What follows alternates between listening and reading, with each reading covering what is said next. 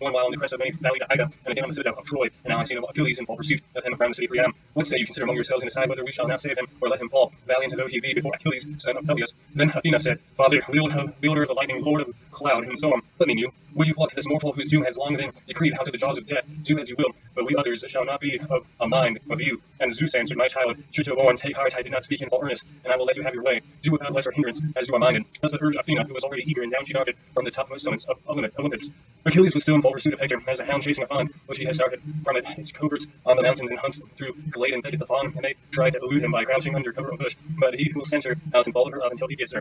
Even so, there was no escape for Hector from the fleet son of Peleus. Whenever he made a set to get near the Dardanian gates and under the walls, that his people might help him by showering down weapons from above, Achilles would gain on him and head him back towards the plain, keeping himself always on the city side, as a man in a dream who fails to lay hands upon another whom he is pursuing, but one cannot escape or let it overtake. Even so, neither could Achilles come up with Hector, nor Hector break away from Achilles. Nevertheless, he might even yet have escaped to death, had not the time come when Apollo, who thus far had sustained his strength and nerved his running, was now no longer to stay by him. Achilles had signs to the Phrygian host, and shook his head to show that no man was to aim a dart at Hector, lest another might win the glory of having hit him, and he might himself come in second. Then at last, as he were nearing the fountains for the fourth time, the father of all balanced his golden scales, and placed a doom in each of them, one for Achilles, the other for Hector. As he held the scales by the middle, the doom of Hector fell down to the house of Hades, and then Phoebus Apollo left him. Thereon Athena went close up to the son of Peleus and said, Noble Achilles, favourite of heaven, we two shall surely take back the ships a triumph for the Phrygians by slaying Hector for all his loss of battle.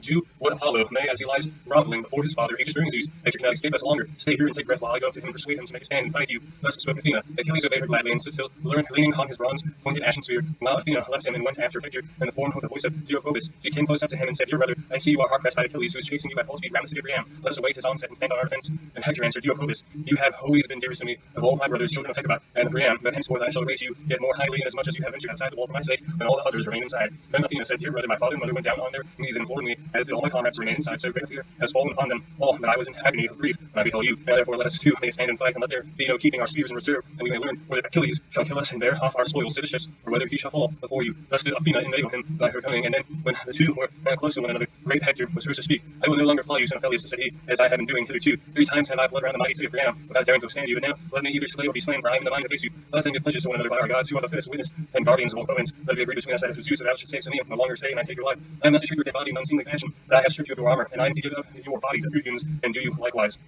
Achilles glared at him and answered, Fool, pray not to me about covenants. There can be no covenants between men and lions. Wolves and lambs can never be of one mind, that hate each other out and out all through. Therefore there can be no understanding between you and me, nor may there be any covenants between us till one or other shall fall in glut, grim, Hermes, with his life's blood, put forth all your strength. You have now need to prove yourself indeed a bold soldier, and man of war, you have no more chance in Pallas Athena. Go forth with a vanquish you by my spear, and you shall now pay me and fall for grief. You have caused me on account of my comrades, whom you have killed in battle. He poised his spear as he spoke and hurled it. Hector saw it coming and avoided it. He watched it and crouched down so that it flew over his head and stuck in the ground beyond. Athena then snatched it up and gave it back to Achilles without Hector's seeing her. Hector thereon said to the son of Peleus, You have Mr. Aim, Achilles, fear of the gods, and Zeus had not revealed to you the hour of my doom, though you made sure that he had done so. You were a false-tongued liar when you deemed that I should redeem my valor and quail before you. You shall not drive your spear to the back or run away. Drive it, should heaven so grant you power to drive it into me, as I make straight towards you. And now for your own part, avoid my spear, if you can. Would that you might receive the whole of it into your body. If one of you once dead, the Trojans would find the war an easier matter, for it is you who have harmed them most.